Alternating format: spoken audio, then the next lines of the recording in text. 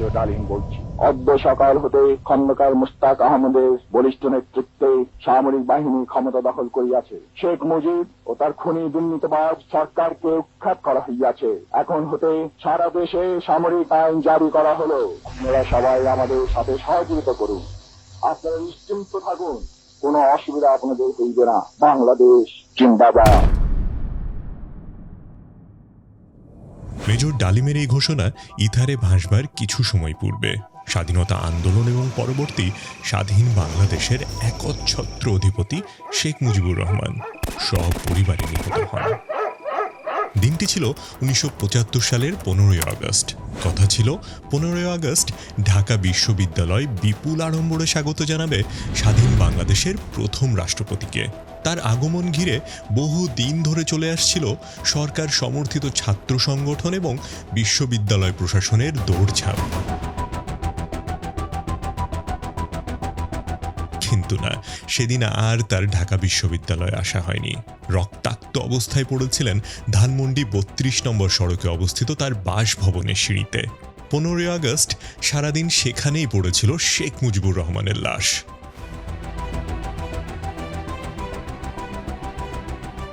ছেষট্টি থেকে 71 পর্যন্ত যেই মুজিব নামেই সবকিছু হয়ে যেত, যেই মুজিবের হাতের ইশারায় নাচত 7.5 কোটি মানুষ, সেই মুজিব নিহত হলেন তারই তৈরি করা সেনাবাহিনীর হাতে। কেন সেদিন তার হাতে গড়া সংগঠন, রক্ষী বাহিনী কিংবা তার জনগণ কেউ এগিয়ে আসলো না? শেখ মুজিব কিভাবে এতটা জনবিচ্ছিন্ন হয়ে গেলেন? রাজনৈতিক সহযোদ্ধা তাজউদ্দিনের সাথে সম্পর্কের অবনতি হলো কিভাবে? স্বাধীনতা পরবর্তী বাংলাদেশে মুজিব আসলে কি চেয়েছিলেন? শেখ মুজিব কেন ক্ষমতার ভাগ কাউকে দিতে চাননি? এইসব প্রশ্নের উত্তর খুঁজব সার্চ অফ মিস্ট্রির আজকের পর্বে। 8 জানুয়ারি 1972 সাল। পাকিস্তানের কারাগার থেকে মুক্ত হয়ে একটি বিমানে করে লন্ডন যাত্রা করলেন শেখ মুজিবুর রহমান। ব্রিটিশ প্রধানমন্ত্রী এডওয়ার্ড হিথের সঙ্গে বৈঠক করে পরদিন ব্রিটিশ সরকারের একটি বিশেষ বিমানে ভারতে পৌঁছান। দিল্লির প্যারেড গ্রাউন্ডে শেখ মুজিব এক ভাষণে বলেন তিনি ধর্মনিরপেক্ষতা, গণতন্ত্র, মানব মুক্তি এবং বিশ্ব শান্তিতে বিশ্বাস করেন। তিনি জয় হিন্দ বলে ভাষণ শেষ করেন। পরে অবশ্য ইন্দিরা গান্ধী ও তিনি সমস্বরে জয় বাংলা স্লোগানও দিয়েছিলেন। 1972 সালের 10 জানুয়ারি তিনি দেশে পৌঁছান স্বাধীনতার মহানায়ক বেশে। 11 জানুয়ারি মুজিবনগর সরকারের প্রধানমন্ত্রী তাজউদ্দিন আহমেদের সঙ্গে দেখা হলো, কিন্তু শেখ মুজিব তাকে কোনো রকম শুভেচ্ছা জানালেন না। ওই দিনের আলোচনা ও শেখ মুজিবের নির্জীবতায় তাজউদ্দিন উপলব্ধি করতে পেরেছিলেন তিনি তার নেতার সুদৃষ্টি হারিয়েছেন। বাংলাদেশের নতুন যাত্রার প্রথম পদক্ষেপেই তাজউদ্দিন এবং শেখ মুজিবের মধ্যে দূরত্ব তৈরি হয়। আর এই দূরত্ব তৈরির নেপথ্যে ছিল শেখ ফজলুল হক মনি। মনি তাজউদ্দিনের ব্যাপারে শেখ মুজিবের কান ভারী করেছিল। এই প্রসঙ্গে সে সময়কার ছাত্রলীগ নেতা শহীদুল ইসলাম এক সাক্ষাৎকারে বলেছিলেন খন্দকার মোশতাকের সঙ্গে কোলাবোরেট করে মনি তাজউদ্দিনকে কোণঠাসা করে, কারণ শেখ মনির রাজনৈতিক উচ্চাকাঙ্ক্ষার পথে তাজউদ্দিন ছিল বড় বাধা। সিরাজুল আলম খানের ভাষ্যমতে মুক্তিযুদ্ধ শেখ মুজিবের নামে হলেও যুদ্ধকালীন সময়ে নেতা ছিলেন তাজউদ্দিন, অথচ মুক্তিযুদ্ধের পর প্রথম ক্যাজুয়ালিটি হলেন তিনিই। 1973 সালের মাঝামাঝি সময়ে শেখ মুজিব উদ্যোগ নিলেন যে মুক্তিযুদ্ধ চলাকালীন সময়ে ভারত এবং মুক্তিযুদ্ধ পরবর্তী বাংলাদেশে মন্ত্রীরা কি পরিমাণ সম্পদ গোপনে কুক্ষিগত করেছে তা তদন্ত করবেন। বলা হয়ে থাকে মুজিব মন্ত্রিসভায় তার অপছন্দের লোকদের মাইনাস করতেই এই পদক্ষেপ নিয়েছিলেন। ভারতীয় কূটনৈতিক JN দীক্ষিতের বর্ণনা অনুসারে তাজউদ্দিন গোপনে দীক্ষিতকে বলেছিলেন বঙ্গবন্ধুর এমন সিদ্ধান্ত নির্মম পরিহাস। দীক্ষিতকে তিনি এও বলেছিলেন যে প্রধানমন্ত্রীর অনুমোদন ব্যতি রেখে কেউ ভারত সফরে যেতে পারবেন না, এই মর্মে নির্দেশ জারি করা হয়েছে। বস্তুত শেখ মুজিব চাচ্ছিলেন না যে তার ক্ষমতাকে প্রশ্ন করবার মতন ক্ষমতাকে অর্জন করুক। এভাবেই তাজউদ্দিন ক্রমেই দলের মধ্যে কোণঠাসা হয়ে পড়েন। শেষ পর্যন্ত তাকে শেখ মুজিবের মন্ত্রিসভা থেকে পদত্যাগ করতে হয়েছিল। 1974 সালের 26 অক্টোবর মন্ত্রিসভা থেকে পদত্যাগ করবার পর আর কখনোই তাজউদ্দিন রাজনীতিতে সক্রিয় হননি। কেবল তাজউদ্দিন নয়, স্বাধীনতা উত্তর বাংলাদেশে শেখ মুজিবের এক সময়ের রাজনৈতিক গুরু মাওলানা ভাসানীর সাথেও সম্পর্কের অবনমন ঘটে। ঘটনা শুরু হয় 22শে জানুয়ারি। সেদিন মাওলানা ভাসানী ভারত থেকে ফিরলেন। তার দেশে ফেরা উপলক্ষে সাপ্তাহিক হলিডে সম্পাদক এম আসলাম মাওলানা সাহেবের ঐতিহাসিক আসসালামু আলাইকুমের প্রসঙ্গ তুলে ধরেছিলেন। বিষয়টা শেখ মুজিবকে ক্রোধান্বিত করেছিল। এই প্রসঙ্গে সাংবাদিক কামাল লোহানী বলেছেন, তখন আমি স্বাধীন বাংলা বেতার কেন্দ্রের পরিচালক। একদিন সম্ভবত কাদের সিদ্দিকীর অস্ত্র সমর্পণ অনুষ্ঠান শেষে সড়ক পথে ঢাকা এসে ঢাকা স্টেশনে বসে খবর নিচ্ছিলাম সবকিছুর। এমন সময় ফোন এলো গণভবন থেকে। ছুটে গেলাম ধরতে। মিস্টার রোজারিও, যতদূর মনে পড়ে শেখ মুজিবের পিএস ছিলেন। তিনি বললেন বঙ্গবন্ধু কথা বলতে চান। টেলিফোন দিলেন। তারপর আমার উপর বর্ষণ শুরু হলো। আজ রেডিওতে মাওলানা ভাসানীর নিউজ কমেন্ট্রি গেছে, শুনেছিস? আমি বললাম, ওটা তো আমার বিষয় নয়, সাইফুল বাড়ির। তিনি থামেননি। মাওলানা ভাসানী দেশে মাত্র ফিরলেন, এখনই তিনি স্বাধীনতার ঘোষক হয়ে গেলেন। মুক্তিযুদ্ধে তার কি অবস্থান ছিল খোঁজ খবর নিয়ে তার অবস্থান ঠিক করতে হবে। তা না তোরা রেডিওতে তিনিই দেশ স্বাধীন করেছে বলে দিলি। মিস্টার লোহানী বলেন, এই কথাগুলো শোনার পর আমি হতবাক হয়ে গেলাম যে মৌলানা মুক্তিযুদ্ধে বিনা বাক্যে তার নেতৃত্ব মেনে নিয়েছেন, যিনি এক সময় তার রাজনৈতিক গুরু ছিলেন, তার সম্পর্কে তিনি এসব কি করে বলতে পারলেন? Not hearing the order from anybody except, you understand, the direction given by Awami League. বস্তুত শেখ মুজিব ধীরে ধীরে নিজেকে সর্বময় কর্তৃত্বের অধিকারী রূপে দেখতে শুরু করলেন। তিনি ভুলে গেলেন তার ভূমিকা, তার কর্তব্য। এরপর যাকে তিনি প্রতিপক্ষ মনে করেছেন তাকেই নানাভাবে কোণঠাসা করবার চেষ্টা করেছেন। শেখ মুজিব তার ভবিষ্যৎ কর্মপরিকল্পনা চূড়ান্ত করে ফেলেন সংবিধান প্রণয়নের মাধ্যমে। যদিও শেখ মুজিব সরকারের সবচেয়ে বড় কৃতিত্ব হিসেবে ধরা হয় ন্যূনতম সময়ের মধ্যে দেশকে একটা সংবিধান দেওয়া। যেই সংবিধান পেতে পাকিস্তানকে অপেক্ষা করতে হয়েছিল 8 বছর, সেটা বাংলাদেশ 1 বছরের মধ্যেই পেয়ে যায়। 11 জানুয়ারি 1972 বাংলাদেশ অস্থায়ী সংবিধান আদেশ জারি করা হয়। 70 ও 71-এ জাতীয় ও প্রাদেশিক নির্বাচনে নির্বাচিত জনপ্রতিনিধিদের দিয়ে গঠিত হয় গণপরিষদ। 12 জানুয়ারি বিচারপতি আবু সাইদ চৌধুরীকে রাষ্ট্রপতি নিযুক্ত করে শেখ মুজিব প্রধানমন্ত্রী হিসেবে শপথ নেন এবং 11 সদস্য বিশিষ্ট মন্ত্রিসভা গঠন করেন। 10 এপ্রিল 1972 গণপরিষদের প্রথম অধিবেশন বসে। প্রথম অধিবেশনেই ডক্টর কামালের নেতৃত্বে 33 সদস্য বিশিষ্ট সংবিধান প্রণয়ন কমিটি গঠিত হয়। 4 নভেম্বর 1972 গণপরিষদে সংবিধান গৃহীত হয়। গৃহীত হবার পর সংবিধানের কয়েকটি অনুচ্ছেদ নিয়ে বেশ বিতর্কের সৃষ্টি হয়। বিতর্কিত অনুচ্ছেদের একটি হলো 6 নম্বর অনুচ্ছেদ, যেখানে বলা হয়েছিল বাংলাদেশের নাগরিকগণ বাঙালি বলিয়া পরিচিত হইবে। অথচ বাংলাদেশে তখন বাঙালি জাতিগোষ্ঠী ছাড়াও অনেকগুলো পাহাড়ি উপজাতি এবং অবাঙালি বিহারিরাও বাস করত। সংবিধানের একটি অনুচ্ছেদে তাদের সবার জাতিগত পরিচয়কে উপেক্ষা করা হয়। এই বিল খানিকটা সংশোধিত হয়ে পার্লামেন্টে পাশ হলে পাহাড়ের উপজাতিদের জনপ্রতিনিধি মানবেন্দ্র লারমা সংসদ থেকে ওয়াকআউট করেন।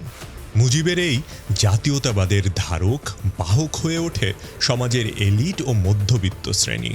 আহমেদ সফার মতে সাম্রাজ্যবাদী শক্তির সঙ্গে একটা প্রচ্ছন্ন সংযোগ স্থাপনই ছিল এই শ্রেণীর মূল অভীষ্ট। আহমেদ সফা সত্যই বলেছেন, শেখ মুজিবের জাতীয়তাবাদ জাতীয় মধ্য শ্রেণীর জাতীয়তাবাদ, যেটি সমাজের শোষিত শ্রেণী নয়, খুদে শোষক শ্রেণী। আরেকটি বিতর্কিত অনুচ্ছেদ হচ্ছে 70 নম্বর অনুচ্ছেদ। এই অনুচ্ছেদে বলা হয়, কেউ যদি সংসদে নিজ দলের বিপক্ষে ভোট দেয় তাহলে সংসদে তার আসন শূন্য হবে। মুজিবীয় শাসন ব্যবস্থা স্থায়ী করতে এই অনুচ্ছেদটি খুবই গুরুত্বপূর্ণ। শেখ মুজিবের পরামর্শে সন্নিবেশিত এই অনুচ্ছেদের মাধ্যমে মূলত সংসদ সদস্যদের দলদাস, আরও পরিষ্কার করে বললে দলীয় প্রধানের দাস করে রাখবার ব্যবস্থা করা হয়। যার ফলাফলস্বরূপ আমরা দেখেছি 73-এর নির্বাচনে 74% স্নাতক এবং 28% স্নাতকোত্তর সাংসদ থাকলেও সংসদে তাদের কোনো ভয়েস ছিল না।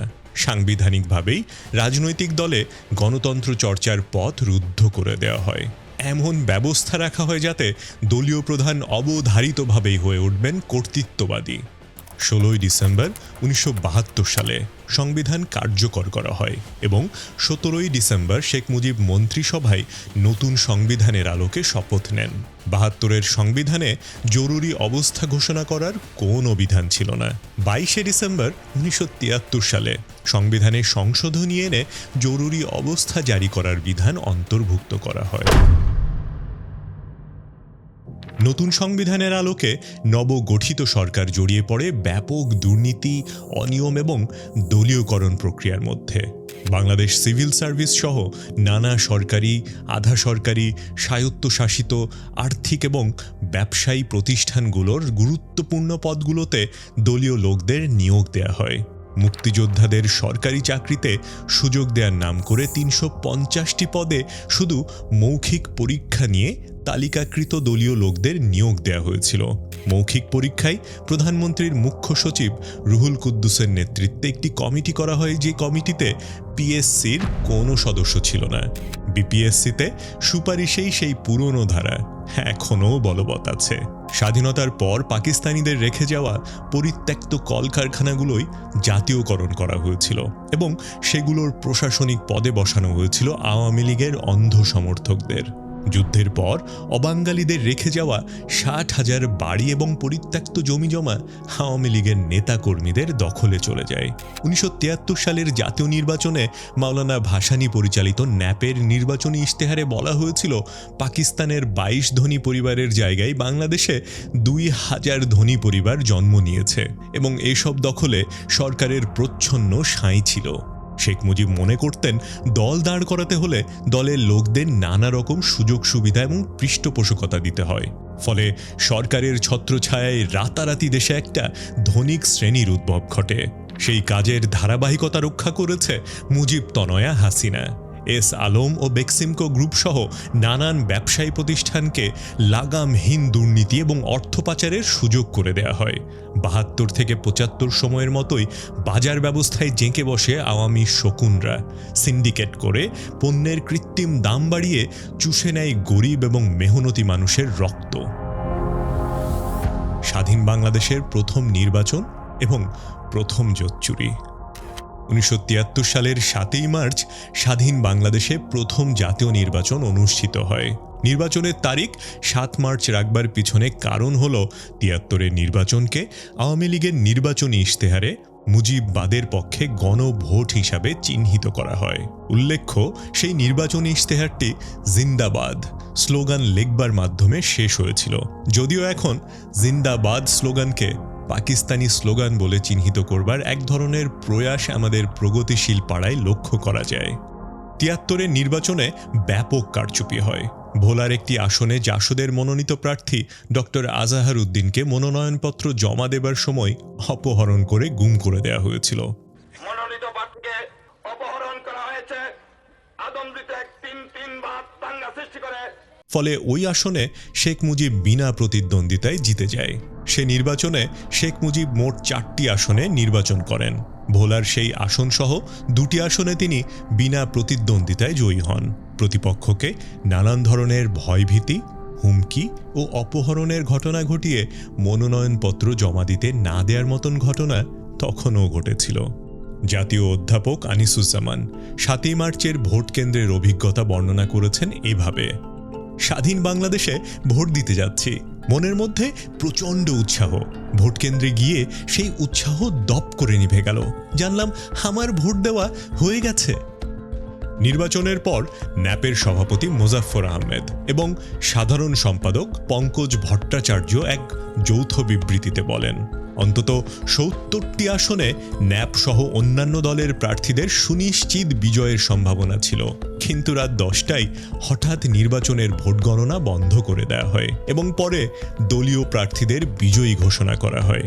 সে নির্বাচনে আওয়ামী লীগ 300টি আসনের মধ্যে 293টি আসন লাভ করে। দর্শক নিশ্চয়ই অবাক হচ্ছেন।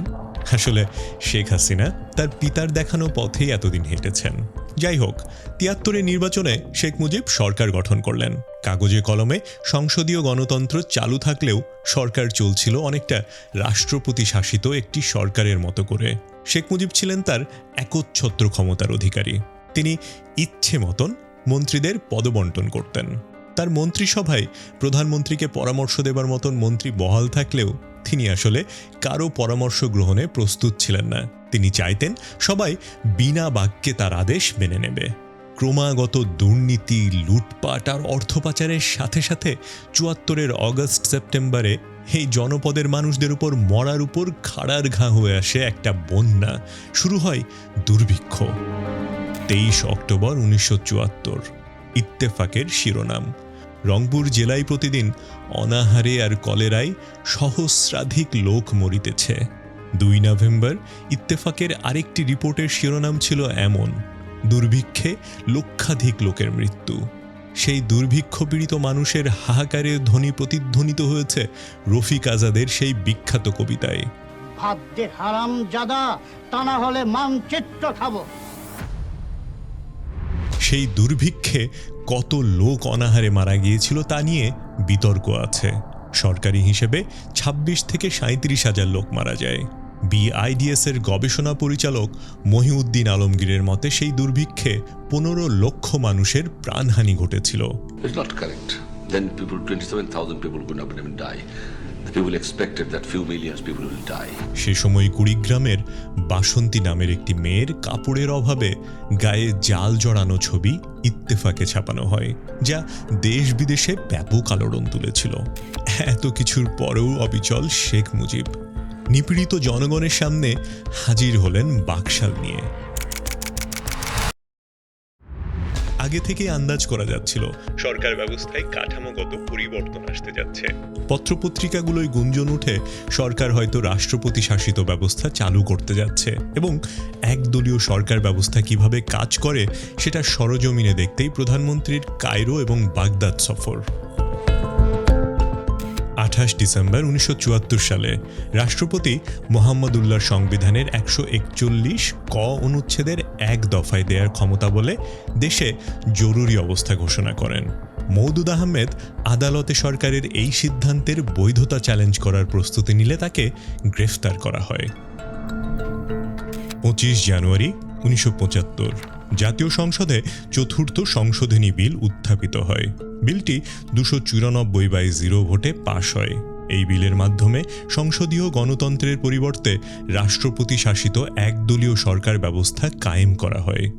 বিল পাশ হওয়ার পর সেদিনই রাষ্ট্রপতি মোহাম্মদুল্লাহকে পদত্যাগের সুযোগ না দিয়েই শেখ মুজিব রাষ্ট্রপতি হিসেবে শপথ গ্রহণ করেন। ১৯৭০ সালের নির্বাচনের আগে ২৮ অক্টোবর শেখ মুজিব এক বেতার ভাষণে মুসলিম লীগকে ইঙ্গিত করে বলেছিলেন, তদানীন্তন ক্ষমতাশীল দল এক দলীয় রাষ্ট্রে পরিণত করতে চেয়েছিল। সেই হীন চেষ্টার বিরুদ্ধে রুখে দাঁড়াবার জন্যই আমাদের মরহুম নেতা হোসেন শহীদ সোহরাওয়ার্দীর নেতৃত্বে আওয়ামী লীগ প্রতিষ্ঠিত হয়। এভাবেই আমরা পাকিস্তানের গণতন্ত্র প্রতিষ্ঠার আপোষহীন সংগ্রাম শুরু করি। আমাদের সেই সংগ্রাম আজও শেষ হয়নি। Awami League was born in adversity and has grown in adversity. Our great leader, the late Hossein Shahid Sohrawardi, we came into existence to defy the attempt of ruling party to form a one-party state. We thus began the struggle to establish democracy in Pakistan. This struggle continues till this day. অথচ মাত্র ৫ বছরের মাথায় মুজিব নিজেই সকল দলের বিলোপ সাধন করে একদলীয় শাসন কায়েমের মাধ্যমে বাংলাদেশের গণতন্ত্রের ছোট্ট চারাগাছকে সমূলে উপড়ে ফেলেন। ফলস্বরূপ ১৫ই আগস্টের সেই মর্মান্তিক অভ্যুত্থান সংঘটিত হয়। শেখ মুজিব যেই সিলসিলা কায়েম করে যান তা থেকে বাংলাদেশের রাজনীতি এখনও পরিত্রাণ পায়নি।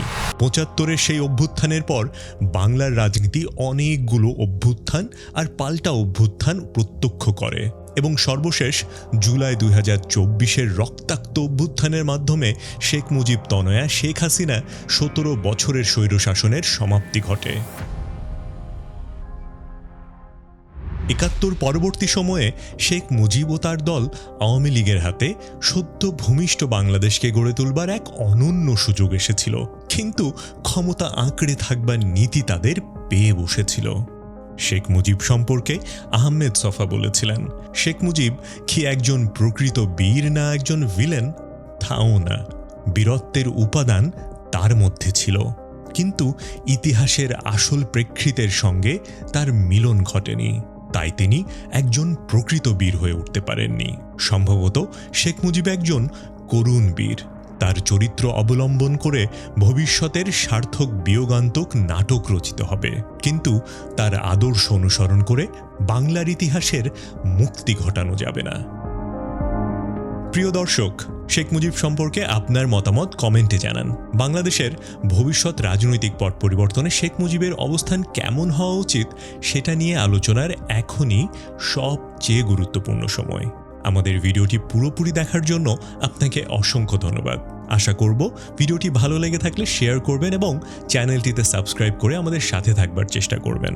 দেখা হচ্ছে পরবর্তী ভিডিওতেই। ভালো থাকবেন।